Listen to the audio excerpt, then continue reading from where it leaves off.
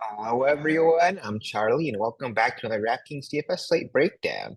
It is a really weird week of Premier League we got here, with just a two-gamer main slate on Saturday. Contests aren't the best. We're quickly approaching international break, so I think that is a factor too. So it's just a bit of a limbo-y week. Most of the games are on Sunday, but like the best contest will be this two-game classic, which is pretty interesting. In terms of the slate itself, it is Arsenal West Ham. Arsenal huge favorites there. Man United Sunderland, and pretty big favorites there as well. So yeah, those are the two teams to target for sure here. And they're both going to have really good flow. I can imagine both Sunderland and West Ham are going to park a decent amount. West Ham with Espirito Santo is a manager too now, and he loves a little bit of park the bus, as we saw at Boris a lot of the time, which worked really well for them, playing on the counter. It's pretty good for DFS flow for Arsenal because they're going to have a ton of possession, ton of corners, probably take a ton of shots. And in terms of like our goal contribution odds, Arsenal is just really, really favorable for them across the board here. All their attackers at minus odds. Gyökeres leading the way at minus 190, like Saka, Eze, Martinelli, Marino, Trossard, all like minus 110 to 172. So yeah, really, really solid spot for Arsenal here.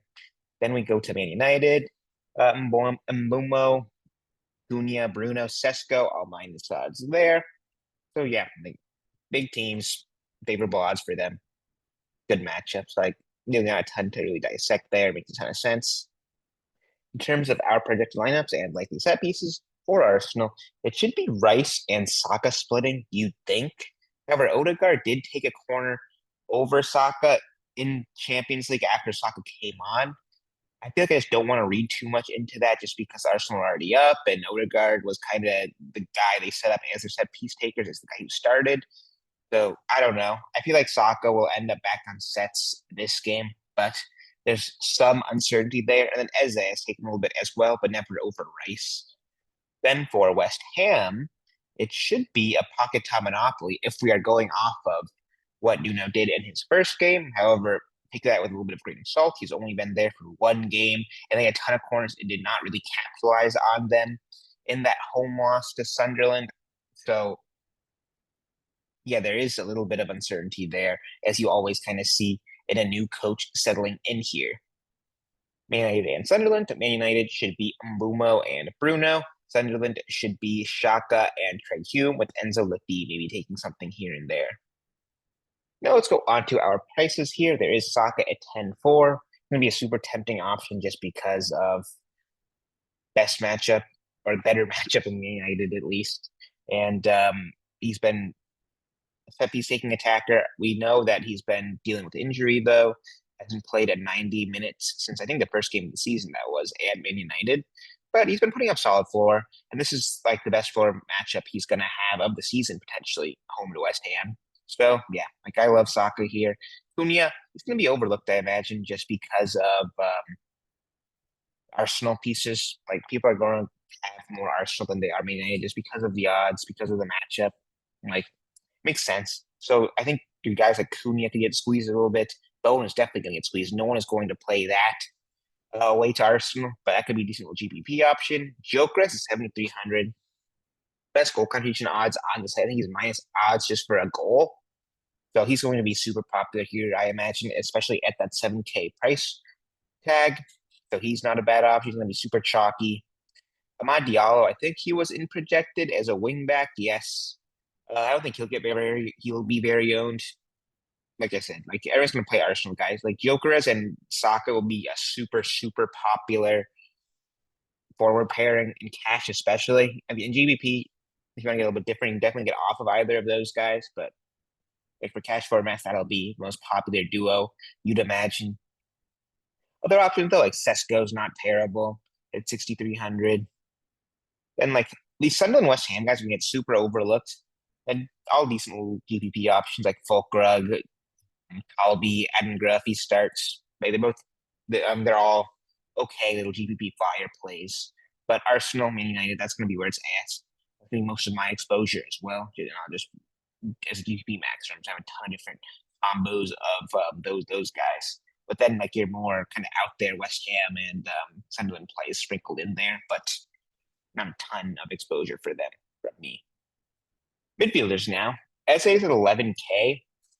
I love him as a player, but I don't like that he doesn't really take sets for Arsenal when Rice is playing. That price tag is pretty steep. He's the most expensive player on the slate, which is kind of wild considering he's still settling in Arsenal, I'd say, a little bit.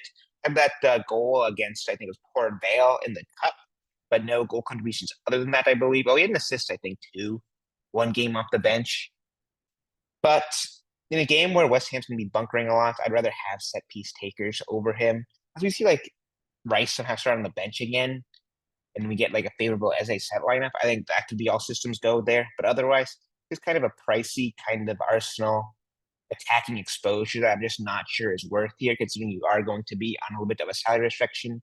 So you got like guys like Bruno, Mbumo, both solid options here at 8,900. They're both not bad here. Odegaard at 6,800 is not terrible. Martinelli, if he starts. Rice, I think is going to be a super tempting option. 6,500, cheapest of the favored set piece takers on the slate. After that, Paquetá could be a little decent GPP play just because we did see him with Monopoly that last game, 12 points in floor, which was super solid. But you're just not sure how many they're going to get away to Arsenal is the only thing. Shock at 4,800, that's not a terrible little option there. Another set piece taker. Ward Prowse apparently is not going to be super involved under Nuno. Nuno didn't even have him in the squad his first game, so not going to think about him too much. Lefty at 4,200 is not terrible. Mateus Fernandez, 3,800. Yeah, sure. But yeah, like I think you're mostly jamming your Arsenal and Man United guys here. Like there's so many good options for no Rice. Mbumo, like those are three really solid mids. Odegaard too. So I think it's tough to really get off of those guys, especially in cash. Defender now, I think this could be an interesting spot to get a third team just because there's so many really good forwards and midfielders for Man United and Arsenal. And defender, it's just slightly weaker. Like Dorgu's probably your best option. You got like Trey Hume, set piece taker. Diouf, well, I'd probably stay away from as long as Paquetá continues taking sets. But Timber has been super solid as well lately. 12-point average already. Of course, he is inflated a ton by that 3-goal contribution game against Leeds. However, they're like, this is a game where they could repeat that playing West Ham at home. Could have a lot of corners. He's got a decent chance of getting one of those in. He's had a really solid floor most of these games as well. So yeah, Timber's a really solid option. Dorgu and him, probably the two elite options on this slate. Everyone else is kind of maybe second tier. Like Calafiori's all right. Gallo, if he plays at right wing back, sure. And then I think you're looking at your kind of punts like Harry Maguire, Kyle Walker-Peters, Luke Shaw, Masuaku. Like Saliba is not bad too, especially being on that Arsenal favored matchup.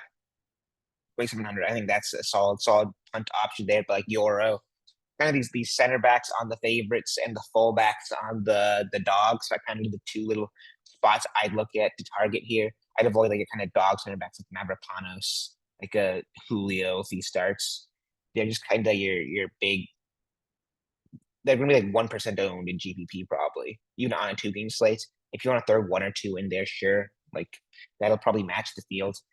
But there's a reason they'll be low owned. Like you're not getting likely clean sheet equity like you would for the favorite center backs like Saliba and Euro, and you're not gonna get fullback equity to like cross the ball a lot, like your Masuakus and such. Goalkeepers, crapshoot. That is all I have to say. Now let's go into our potential core. I think it's tough, but what am I doing? I'm not under salary. Here we go. I think it's tough on a slate like this just because you're a little bit restricted because of the salary in trying to stack your Arsenal and Man United kind of roulette pieces. I'd start with Saka though. He'd be my favorite option just because he's kind of your perfect balance of floor and ceiling, honestly, like this. Good goal contribution odds, takes corners, hopefully. And that makes him just kind of the best option in my eyes. After him, it's really tough down here. Like it's really difficult to go like Bruno, Mbumo, Rice, just because you're kind of sacrificing a forward slot in that scenario. Likely, like even going like a Sesko there is really tough. 3K per slot. So I think the more likely option is you probably take a swing on Mbumo or Bruno and go one of them, And then I'm putting Declan Rice as kind of my second core play. Give me the two Arsenal set piece takers. They're going to have a ton of corners against West Ham likely. And they're both really solid in terms of upside as well. Declan Rice, probably goal contribution odds aren't as crazy as some of the attackers, but like at plus 160, like that's definitely worth a swing. Like that's not bad at all, considering he's probably going to have like 10 floor minimum. So yeah, at 6,500, just a solid price range. That's how I'd start my builds mostly. I will have GP builds while I get off of either of those guys too here and there. Like, but they'll still end up my two most owned pieces for sure. And then as a third core play, I think it's really tough. Making an argument for a Jokeres, making an argument for Nabumo, Odegaard, Bruno. For now, I think I'm going to stick to having Jokeres in here, but this is very subject to change. Like, it's just tough. We'll see how lineups shake out as well. At the end of the day, it's just basically Man United and Arsenal roulette. You can kind of make an argument for any of those guys on either team. But yeah, guys, that'll be it. And I'll see you for the next one after international break. Peace.